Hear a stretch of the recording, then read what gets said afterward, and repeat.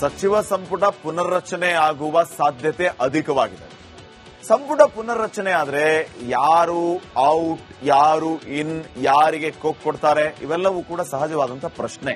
ಈಗ ಒಂದು ಮಾಹಿತಿ ಬರ್ತಾ ಇದೆ, 15 ಸಚಿವರಿಗೆ ಕೊಡ್ತಾರಂತೆ. ಆ ಸಾಧ್ಯತೆ ಇದೆ ಅಂತ. ಹಾಗಿದ್ರೆ ಯಾರು ಆ 15 ಸಚಿವರು? ಎಂತವರು ಆ 15 ಸಚಿವರು? ಯಾರು ಅಂತ ಹೇಳೋದಕ್ಕಿಂತ ಎಂತವರು ಅಂತ ಹೇಳ್ತೀವಿ. ನೀವೇ ಅರ್ಥ ಮಾಡ್ಕೊಂಡ್ಬಿಡಿ. ಸರ್ಕಾರಕ್ಕೆ ಮುಜುಗರ ತರುವ ಸಚಿವರಿಗೆ ಶಾಕ್ ಕೊಡ್ತಾರೆ. ಅವರನ್ನ ನಡೀರಪ್ಪ ಇನ್ ಸಾಕು, ಮನೆಗೆ ನೀವು ಸಂಘಟನೆ ಮಾಡಿ ಸಚಿವರಾಗಿ ಸಾಕು ಅಂತ ಹೇಳ್ತಾರಂತೆ. ಈಗ ನೀವು ನೆನಪು ಮಾಡ್ಕೊಳ್ಳಿ, ಸರ್ಕಾರಕ್ಕೆ ಮುಜುಗರ ತಂದಂತ ಶಾಸಕರು, ಸಚಿವರು ಯಾರ್ಯಾರು, ಇವರು ಹೇಗೆ ಯಾವ ಸಂದರ್ಭದಲ್ಲಿ ಮುಜುಗರ ತಂದಿದ್ರು ಅಂತವರನ್ನ ಆಚೆ ಹಾಕ್ತಾರೆ. ಇನ್ನ ಯಾರು ಭ್ರಷ್ಟಾಚಾರ ಆರೋಪವನ್ನು ಹೊತ್ತಿದ್ದಾರೆ ಮಂತ್ರಿಗಳು, ಅಂತವರನ್ನು ಕೂಡ ಆಚೆ ಹಾಕುವಂತ ಕೆಲಸ ಆಗುತ್ತೆ. ಭ್ರಷ್ಟಾಚಾರ ಆರೋಪವನ್ನು ಹೊತ್ತವರು ಯಾರು, ಭ್ರಷ್ಟಾಚಾರ ಆರೋಪವನ್ನು ಎದುರಿಸ್ತಾ ಇರೋರು ಯಾರು, ಇವರನ್ನೂ ಕೂಡ ಆಚೆ ಹಾಕ್ತಾರೆ. ಸಚಿವರ ಕಾರ್ಯವೈಖರಿಯೂ ಕೂಡ ಇಲ್ಲಿ ಮಾನದಂಡ ಆಗುತ್ತೆ. ಹೇಗೋ ಲಾಬಿ ಮಾಡಿ ಸಚಿವ ಸ್ಥಾನಕ್ಕೆ ಇಟ್ಟಿಸ್ಕೊಂಡ್ರಿ ನಿಜ, ನಿಮ್ಮ ಇಲಾಖಾವಾರು ಕೆಲಸ ಏನ್ ಮಾಡಿದಿರಿ? ನಾಳೆ ಕನ್ನಡಿ ಇರುತ್ತೆ ಅಲ್ಲಿ, ನಿಮ್ಮ ಎಲ್ಲ ಇಲಾಖಾವಾರು ರಿಪೋರ್ಟ್ ಅನ್ನ ತರಿಸ್ಕೊಳ್ತಾರೆ. ಇಂಥ ಕೆಲಸ ಮಾಡಿದ್ದಾರೆ, ಒಳ್ಳೆ ಕೆಲಸ ಮಾಡಿದಾರ, ಆಯ್ತಪ್ಪ ನೀನು ಮುಂದುವರಿ. 2 ವರ್ಷದಲ್ಲಿ ನೀವೇನು ಮಾಡಿಲ್ವಾ, ದಯವಿಟ್ಟು ಇಲ್ಲಿಂದ ಹೊರಡಿ. ಸಚಿವರ ಕಾರ್ಯವೈಖರಿಯನ್ನ ಈಗಾಗಲೇ ಹೈಕಮಾಂಡ್ ಸೂಚಕರು ಗಮನಿಸ್ತಾ ಇದ್ದಾರೆ. ವರಿಷ್ಠರಿಗೆ ಕೆಲ ಸಚಿವರ ವಿರುದ್ಧ ಕಂಪ್ಲೇಂಟ್ಗಳು ಹೋಗಿದೆ. ಸ್ವಪಕ್ಷದ ಶಾಸಕರು ಬಂದ್ರೆ ಅವರನ್ನ ಮಾತಾಡಿಸಲ್ಲ, ಗೌರವ ಕೊಡಲ್ಲ, ಎಂಟರ್ಟೈನ್ ಮಾಡಲ್ಲ, ಅನುದಾನ ಕೊಡಲ್ಲ. ಇವರು ಈ ರೀತಿ ಮಾಡ್ತಾ ಇದ್ದಾರೆ. ನಮ್ಮದೇ ಪಾರ್ಟಿಯ ಸಚಿವರು, ನಮ್ಮದೇ ಪಕ್ಷದ ಶಾಸಕರಿಗೆ ಈ ರೀತಿ ಮಾಡ್ತಾ ಇದ್ದಾರೆ. ಇವರು ಮುಂದುವರಿಬೇಕಾ ಬೇಡ, ಇವರು ಮುಂದುವರಿಬಾರ್ದು ಅಂತ ಪತ್ರನೂ ಬರೆದಿದ್ದಾರಂತ ಕೆಲವರು. ಸೊ ಅಂತವರ ಬಗ್ಗೆ ಗಮನ ಇಟ್ಟಿದೆ ಹೈಕಮಾಂಡ್.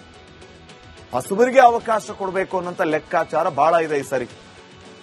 ಉಳಿದ ಅವಧಿಯಲ್ಲಿ ಆಡಳಿತಕ್ಕೆ ವೇಗ ಅನಿವಾರ್ಯ ಆಗುತ್ತೆ. ಎಲೆಕ್ಷನ್ ಇಯರ್ ಕೂಡ ಬರುತ್ತೆ. ಆ ಟೈಮಲ್ಲಿ ಕೆಲಸಕ್ಕೆ ವೇಗ ಕೊಡಬೇಕಾಗತ್ತೆ. ಅಧ್ಯಕ್ಷ ಜನಕ್ಕೆ ಸ್ಪಂದಿಸುವಂತವರಾಗಬೇಕು, ಶಾಸಕರು ಜನಕ್ಕೆ ಸ್ಪಂದಿಸುವಂತವರಾಗಬೇಕು, ಮಂತ್ರಿಗಳು ಜನಕ್ಕೆ ಸ್ಪಂದಿಸುವಂತವರಾಗಬೇಕು. ಸೊ ಯಾರು ಜನರಿಗೆ ಸ್ಪಂದಿಸಲ್ವೋ ಅಂತ ಆರೋಪ ಹೊತ್ತವರನ್ನ ಬದಲಾವಣೆ ಮಾಡುವುದು ಅನಿವಾರ್ಯ ಆಗುತ್ತೆ. ಕೆಲ ಮಂತ್ರಿಗಳು ಶಾಸಕರ ಸಮಸ್ಯೆಗಳಿಗೆ ಸ್ಪಂದಿಸ್ತಾ ಇಲ್ಲ. ಈ ಬಾರಿ ಸಂಪುಟದಲ್ಲಿ 60% ಬದಲಾವಣೆ ಆಗುವ ಸಾಧ್ಯತೆ ಇದೆ.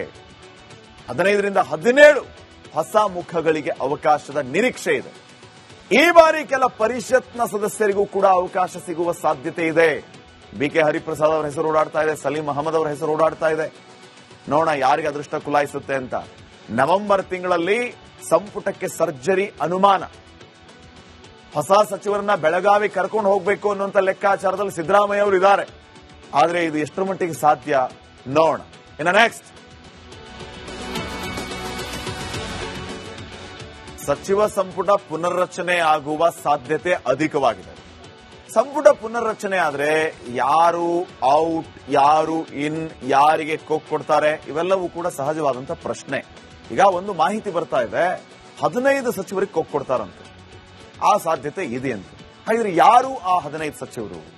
ಎಂತವರು ಆ 15 ಸಚಿವರು? ಯಾರು ಅಂತ ಹೇಳೋದಕ್ಕಿಂತ ಎಂತವರು ಅಂತ ಹೇಳ್ತೀವಿ. ನೀವೇ ಅರ್ಥ ಮಾಡ್ಕೊಂಡ್ಬಿಡಿ. ಸರ್ಕಾರಕ್ಕೆ ಮುಜುಗರ ತರುವ ಸಚಿವರಿಗೆ ಶಾಕ್ ಕೊಡ್ತಾರೆ.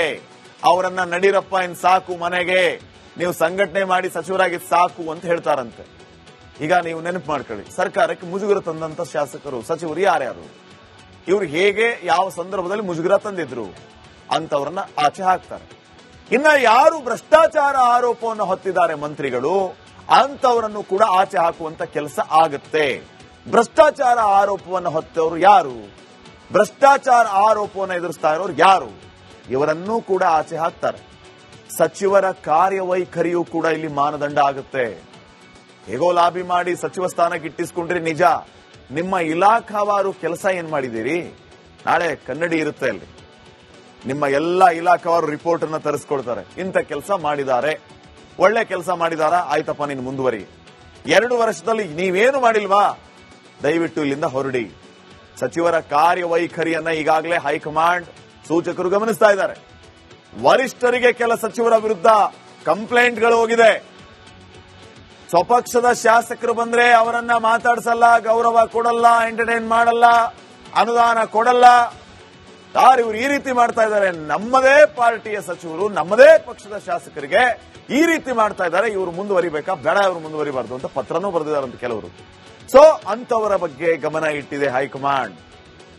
ಹೊಸಬರಿಗೆ ಅವಕಾಶ ಕೊಡಬೇಕು ಅನ್ನೋಂಥ ಲೆಕ್ಕಾಚಾರ ಬಹಳ ಇದೆ ಈ ಸರಿ. ಉಳಿದ ಅವಧಿಯಲ್ಲಿ ಆಡಳಿತಕ್ಕೆ ವೇಗ ಅನಿವಾರ್ಯ ಆಗುತ್ತೆ, ಎಲೆಕ್ಷನ್ ಇಯರ್ ಕೂಡ ಬರುತ್ತೆ. ಆ ಟೈಮಲ್ಲಿ ಕೆಲಸಕ್ಕೆ ವೇಗ ಕೊಡಬೇಕಾಗತ್ತೆ. ಅಧ್ಯಕ್ಷ ಜನಕ್ಕೆ ಸ್ಪಂದಿಸುವಂತವರಾಗಬೇಕು, ಶಾಸಕರು ಜನಕ್ಕೆ ಸ್ಪಂದಿಸುವಂತವರಾಗಬೇಕು, ಮಂತ್ರಿಗಳು ಜನಕ್ಕೆ ಸ್ಪಂದಿಸುವಂತವರಾಗಬೇಕು. ಸೊ ಯಾರು ಜನರಿಗೆ ಸ್ಪಂದಿಸಲ್ವೋ ಅಂತ ಆರೋಪ ಹೊತ್ತವರನ್ನ ಬದಲಾವಣೆ ಮಾಡುವುದು ಅನಿವಾರ್ಯ ಆಗುತ್ತೆ. ಕೆಲ ಮಂತ್ರಿಗಳು ಶಾಸಕರ ಸಮಸ್ಯೆಗಳಿಗೆ ಸ್ಪಂದಿಸ್ತಾ ಇಲ್ಲ. ಈ ಬಾರಿ ಸಂಪುಟದಲ್ಲಿ 60% ಬದಲಾವಣೆ ಆಗುವ ಸಾಧ್ಯತೆ ಇದೆ. 15ರಿಂದ 17 ಹೊಸ ಮುಖಗಳಿಗೆ ಅವಕಾಶದ ನಿರೀಕ್ಷೆ ಇದೆ. ಈ ಬಾರಿ ಕೆಲ ಪರಿಷತ್ನ ಸದಸ್ಯರಿಗೂ ಕೂಡ ಅವಕಾಶ ಸಿಗುವ ಸಾಧ್ಯತೆ ಇದೆ. ಬಿಕೆ ಹರಿಪ್ರಸಾದ್ ಅವರ ಹೆಸರು ಓಡಾಡ್ತಾ ಇದೆ, ಸಲೀಂ ಅಹಮದ್ ಅವರ ಹೆಸರು ಓಡಾಡ್ತಾ ಇದೆ. ನೋಡೋಣ ಯಾರಿಗೆ ಅದೃಷ್ಟ ಕುಲಾಯಿಸುತ್ತೆ ಅಂತ. ನವೆಂಬರ್ ತಿಂಗಳಲ್ಲಿ ಸಂಪುಟಕ್ಕೆ ಸರ್ಜರಿ ಅನುಮಾನ. ಹೊಸ ಸಚಿವರನ್ನ ಬೆಳಗಾವಿ ಕರ್ಕೊಂಡು ಹೋಗಬೇಕು ಅನ್ನುವಂಥ ಲೆಕ್ಕಾಚಾರದಲ್ಲಿ ಸಿದ್ದರಾಮಯ್ಯ ಅವರು ಇದ್ದಾರೆ. ಆದ್ರೆ ಇದು ಎಷ್ಟರ ಮಟ್ಟಿಗೆ ಸಾಧ್ಯ ನೋಡೋಣ. ಇನ್ನು ನೆಕ್ಸ್ಟ್, ವರಿಷ್ಠರಿಗೆ ಕೆಲ ಸಚಿವರ ವಿರುದ್ಧ ಕಂಪ್ಲೇಂಟ್ಗಳು ಹೋಗಿದೆ. ಸ್ವಪಕ್ಷದ ಶಾಸಕರು ಬಂದ್ರೆ ಅವರನ್ನ ಮಾತಾಡಿಸಲ್ಲ, ಗೌರವ ಕೊಡಲ್ಲ, ಎಂಟರ್ಟೈನ್ ಮಾಡಲ್ಲ, ಅನುದಾನ ಕೊಡಲ್ಲ. ಇವರು ಈ ರೀತಿ ಮಾಡ್ತಾ ಇದ್ದಾರೆ, ನಮ್ಮದೇ ಪಾರ್ಟಿಯ ಸಚಿವರು, ನಮ್ಮದೇ ಪಕ್ಷದ ಶಾಸಕರಿಗೆ ಈ ರೀತಿ ಮಾಡ್ತಾ ಇದ್ದಾರೆ, ಇವರು ಮುಂದುವರಿಬೇಕಾ ಬೇಡ, ಇವರು ಮುಂದುವರಿಬಾರ್ದು ಅಂತ ಪತ್ರನೂ ಬರೆದಿದ್ದಾರಂತ ಕೆಲವರು. ಸೊ ಅಂತವರ ಬಗ್ಗೆ ಗಮನ ಇಟ್ಟಿದೆ ಹೈಕಮಾಂಡ್. ಹೊಸಬರಿಗೆ ಅವಕಾಶ ಕೊಡಬೇಕು ಅನ್ನೋಂಥ ಲೆಕ್ಕಾಚಾರ ಬಹಳ ಇದೆ ಈ ಸರಿ. ಉಳಿದ ಅವಧಿಯಲ್ಲಿ ಆಡಳಿತಕ್ಕೆ ವೇಗ ಅನಿವಾರ್ಯ ಆಗುತ್ತೆ, ಎಲೆಕ್ಷನ್ ಇಯರ್ ಕೂಡ ಬರುತ್ತೆ. ಆ ಟೈಮಲ್ಲಿ ಕೆಲಸಕ್ಕೆ ವೇಗ ಕೊಡಬೇಕಾಗತ್ತೆ.